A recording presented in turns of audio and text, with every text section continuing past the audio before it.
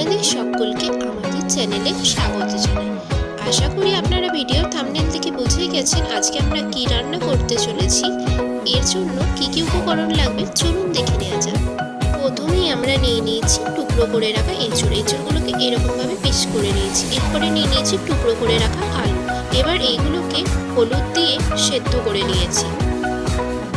এখানে আদা টমেটো নিয়ে নিয়েছি। এরপর আদা আর টমেটোর একটা পেস্ট বানিয়ে নিয়েছি। এরপর আমরা নিয়ে নিয়েছি পোস্ত, চালমগজ আর কাজু বাদাম। এই তিনটেকে একসঙ্গে ভালো করে বেটে একটা পেস্ট বানিয়ে নিয়েছি। আর নিয়ে নিয়েছি ফেটিয়ে রাখানো টক দই। এরপর কড়াইয়ে তেল গরম হয়ে যাওয়ার পর আমি সেদ্ধ করে রাখা আলুগুলোকে দিয়ে দিচ্ছি। এখানে আমি সর্ষের তেলে ব্যবহার করেছি। আলুগুলোকে বেশি কড়া করে ভাজবো না, হালকা ভাজা হয়ে গেলে আলুগুলোকে তুলে নেব।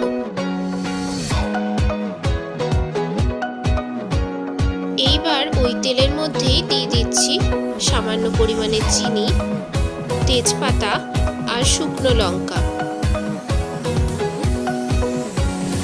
আর দিয়ে দিচ্ছি গোটা গরম মশলা। এরপর দিয়ে দিচ্ছি একটা গোটা টমেটো। এই টমেটোটাকে তেলের সঙ্গে 1 মিনিটের জন্য ভেজে নেব। এইবার ওই তেলের মধ্যেই দিয়ে দিচ্ছি 1 চা চামচ হিং। এরপর দিয়ে দিচ্ছি টমেটো আর আদা বাটার পেস্টটা।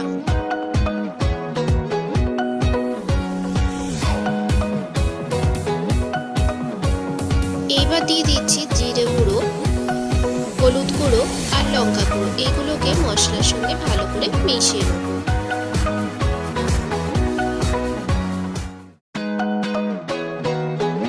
এইবার মশলাটা সামান্য পরিমাণে জল দিয়ে ভালো করে কষিয়ে নেব। এইবার দিয়ে দিচ্ছি স্বাদ অনুযায়ী নুন। নুনটাকে ভালো করে মশলার সঙ্গে মিশিয়ে মশলাটাকে ভালো করে কষিয়ে নেব।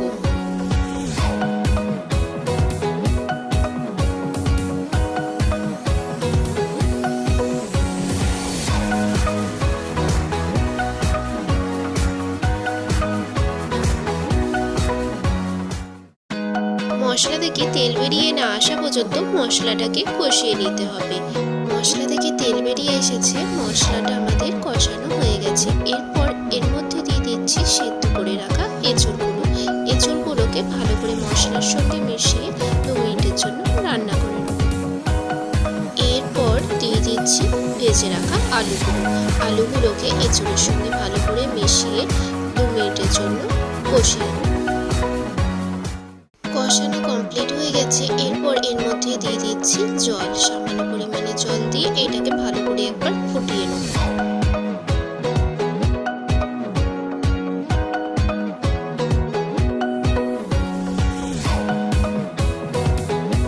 এঁচড় আলুটা সব জলটা টেনে নিয়ে নিয়েছে। এটাকে একবার ভালো করে নাড়াচাড়া করে নেব।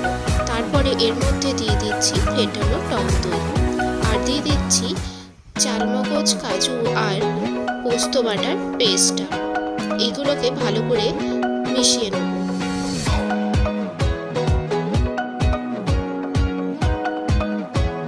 সবকিছু মেশানো কমপ্লিট। এরপর এটাকে 4 থেকে 5 মিনিটের জন্য ফুটিয়ে একটু রান্না করে নেব। এবার দিয়ে দিচ্ছি গরম মশলা গুঁড়ো আর 1 টেবিল চামচ ঘি। এগুলোকে ভালো করে মিশিয়ে গ্যাস অফ করে ঠান্ডা হতে দেবো। তাহলেই আমাদের এঁচড়ের ডালনা তৈরি। এই রেসিপিটা আপনাদের কেমন লাগলো তা আমাকে কমেন্ট সেকশনে জানাবেন। আর বাড়িতে আপনারা অবশ্যই ট্রাই করবেন।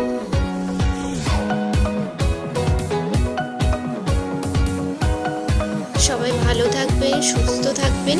আজকের মতন এই পর্যন্তই। দেখা হবে অন্য কোনো রেসিপি নিয়ে নতুন এক সিরিজে।